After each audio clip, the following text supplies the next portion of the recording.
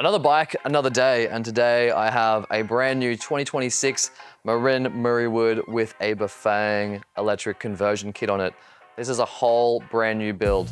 This bike is sick, I love it, and let me talk you through the build. The goal with this bike was to build a super utility daily driver e-bike. It's a super simple setup on this one. It literally is just motor, battery, display. We've got the Bafang BBS01 motor, a 20 amp hour Samsung battery pack. This is the 250 watt motor so that it is legal here in Australia, in Queensland.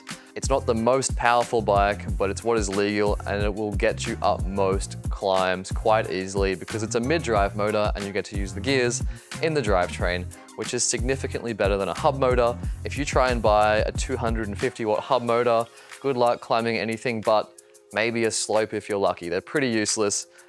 I've got front and rear racks on this bike, a frame bag for a bunch of extra storage for like tools and snacks and keys and a wallet and all the things you might need if you're using this as just a daily driver.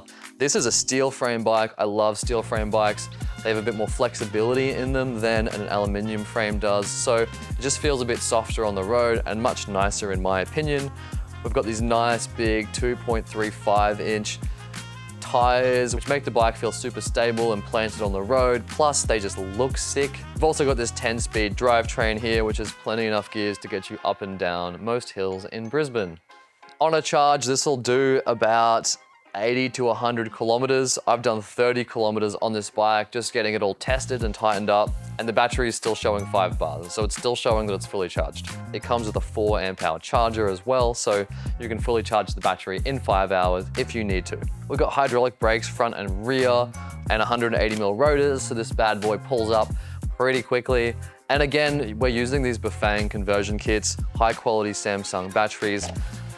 You can buy all the parts for these motors. You can change out the batteries. If anything goes wrong, it's really not a big deal to fix it, repair it, and replace it. Hence why I'm building them like this. You can repair them and keep them going for a really long time.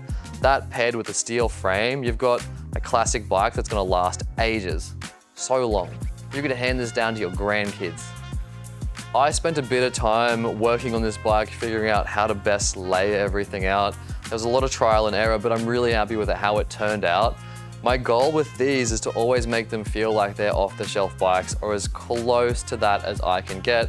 And I find that's always in the details, like using heat and shrink wrapping to wrap all the cables and braiding, and just spending the time to route everything nice and neatly so it feels very intentional. And I feel like I've really achieved that here. I'm really happy with this one. If you would like something like this or this bike specifically, let me know.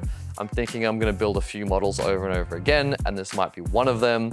This bike will be up for sale. I need to sell it to fund the next bike, which is gonna be a super unhinged e-moto style mountain bike. So keep an eye out for that one.